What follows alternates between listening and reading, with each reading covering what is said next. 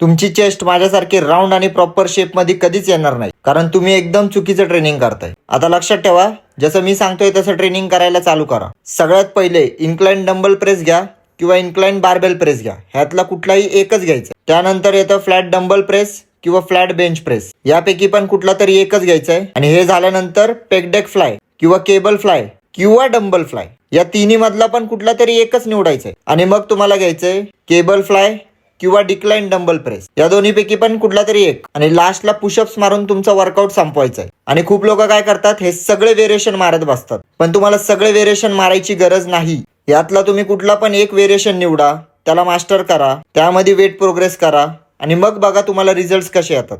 आणि हा, तुमचा जो मसल वीक आहे ना, त्याला पहिले ट्रेन करा. जर समजा तुमची अप्पर चेस्ट वीक असेल तर तुम्ही इन्क्लाइन प्रेस पासून सुरुवात करा. आणि एका व्हेरिएशनचे तुम्हाला 4 सेट घ्यायचेत. पूर्ण फेलियर पर्यंत ट्रेन करा, प्रॉपर ट्रेन करा. आणि लक्षात ठेवा, क्वांटिटीपेक्षा क्वालिटीवर फोकस करा. आणि बाकी सगळं मी कॅप्शन मध्ये दिलेलं आहे, ते नक्की चेक करा, तुम्हाला समजायला सोपं जाईल. आणि ही रील तुमच्या मित्राला शेअर करायला विसरू नका.